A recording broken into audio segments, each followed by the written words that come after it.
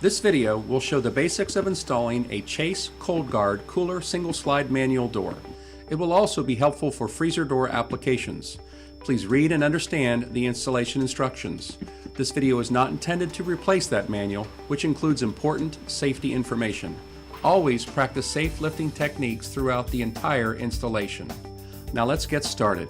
Installation will require the following tools: pry bars, C-clamps, wrenches, hammer, electric drill, vice grips, drill bit set, hammer drill, level, rubber mallet, tape measure, utility knife, tin snips or scissors, caulking gun, and optional shims. Also, depending on the size of your door, lifting equipment may be required. Before starting, measure the opening width and height and confirm that there is adequate clearance for the door to slide. Using a level, confirm that the opening is square and plumb. Verify that the door is level at the opening and in the slide plane. Determine if the door is to be lagged to the wall or through bolted. In this case, we will show the door being through bolted. Carefully unpack the crate and lay the parts out on the floor. Enclosed will be the header assembly, face casings, mirror casings when ordered, and a hardware box which includes the installation instructions. Identify the lead edge casing. This will be the casing with the rubber gasket installed on it. Put a bead of caulk on the wall side of the face casing nearest the door edge. This should be done on all of the casings around the perimeter of the opening, inserting a seal between the casing and the wall. Place the lead edge casing against the wall at the edge of the opening on the closed side. The dowel pins should be facing upward. Temporarily secure the casing using a large C-clamp. Use a level to make sure that the casings are straight and plumb. This will aid in aligning the dowel pins, which slip into the header later in the installation. While installing the casings, you will also simultaneously be installing mirror casings if applicable on the opposite side of the wall. Permanently attach the casing to the wall using the fasteners provided.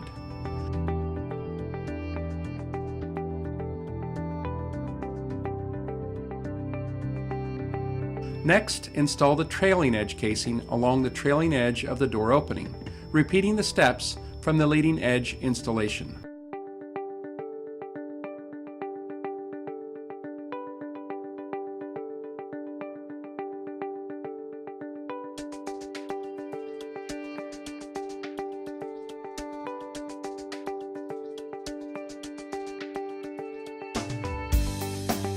Note: the vertical jamb casings must both be level with one another and be mounted to the highest point of the floor.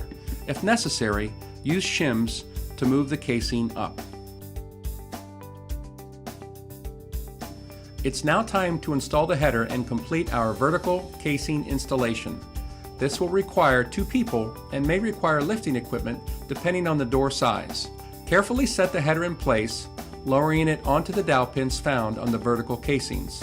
As with the vertical mirror casings, the header mirror casings should be aligned on the opposite side of the wall when applicable. At this point, it may be necessary to adjust the position of the trailing edge vertical casing slightly to align the pins.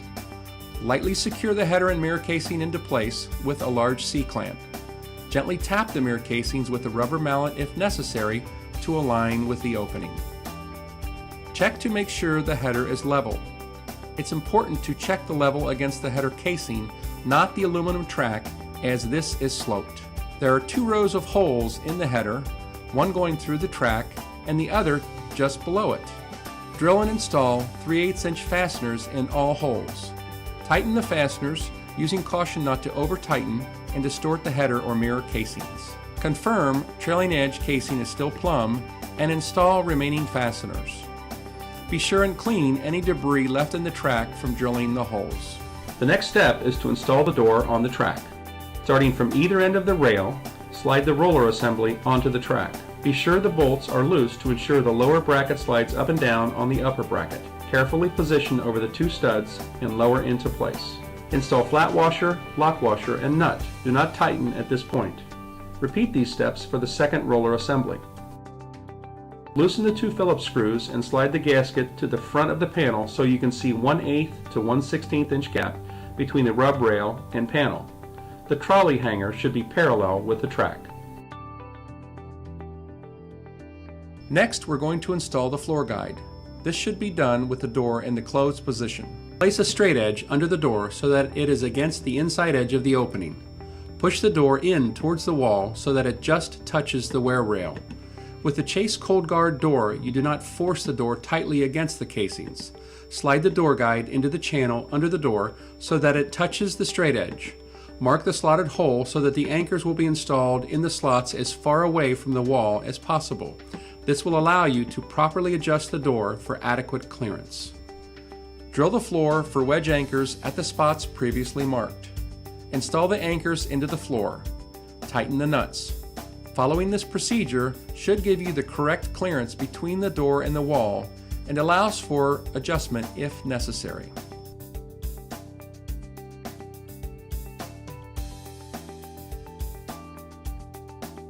The next step is possibly the most critical when installing Chase cold storage doors. Unlike traditional cold storage doors with down and in motion, Chase uses a 3-point system which eliminates premature wear of the gaskets. This system consists of 2 rollers and the floor guide, allowing the door to seal properly and operate easily. When adjusting the door, make sure it seals on all 4 sides. Loosen the bolts on the hanger brackets and adjust the door panel so that it seals properly to the leading and trailing edge casings. Making sure the door is in the fully closed position, adjust the jack bolt to achieve the proper height of the door. The door should be parallel to the seals from top to bottom, and pressure against the seals should be consistent. You may need to adjust one or both of the hangers to achieve this.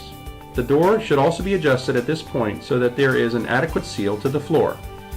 If the door needs to be moved up or down, make sure that the adjustment is consistent from side to side, maintaining equal pressure against the vertical gaskets. Tighten down the lockdown bolts. Tighten down the hex nuts and fasten the hanger trolley to the panel. When tightening the nuts on the roller brackets, hold the brackets so the roller is aligned properly in the track. Adjust the hold closed bracket so that there's adequate pressure between the door panel and vertical seals. Once properly adjusted, make sure that the bracket is securely tightened in place. Check to make sure that the door is sealed on all 4 sides.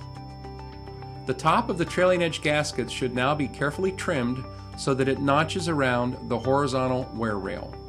Make the final adjustments to the gasket squares on the leading and trailing edge of the door panel. Both top corners have an adjustable square seal. Loosen the 2 screws and adjust the gasket so that it fits tightly against the wear rails.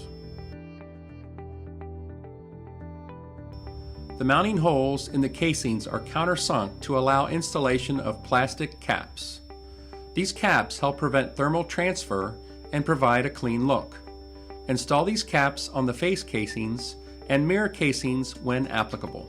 Open and close the door several times, making sure that the door operates easily.